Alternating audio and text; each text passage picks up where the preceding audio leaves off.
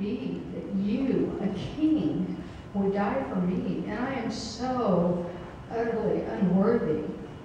But he did it anyway, and he did it for each of you anyway. And so we're talking about love and amazing love that God has, and sometimes when we look around at life circumstances, it's really easy to say, well, God must not love this person because of what's happening to him, or he must not love me because look what's happening to me. And if he really loved me, would he put me through this? And if he really loved everyone, would there be war or famine or innocent children who were killed every day? Would these things happen with the God who loves us? And he directs us back to the Word. And we were talking last night a little bit about promises.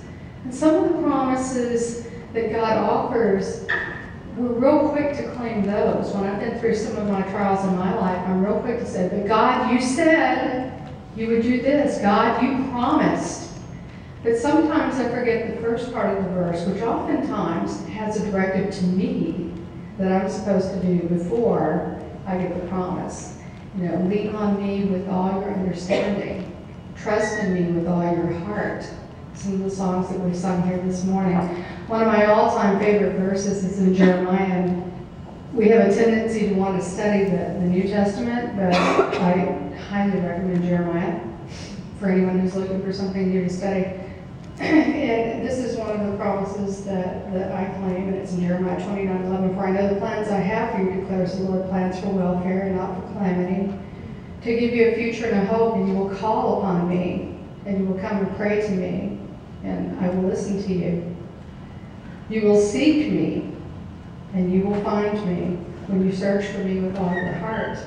When we go through these hard times, it helps sometimes to remember that God said those words. He's there for us, and if we turn our back on him, we may not feel him, we may not feel his love, but if we run to him and climb into his arms, he's there, he's waiting for us.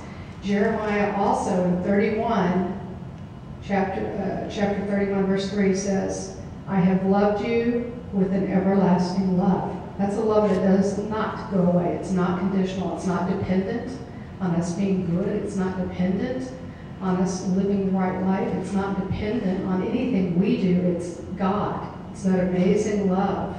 How can it be that you, my king, should die for me? And that's what this all talks about. That's what this song talks about. Sometimes we look out and we see people that are going through a hard time. Well, we can reach out with arms of God's love. We're his extension here on earth. And so we need to be cognizant of what happens around us. We need to see somebody sitting in the corner and they look all forlorn. Reach out to them. If you know somebody's going through a hard time, reach out to them. And we are God's love devices here on earth for those around us.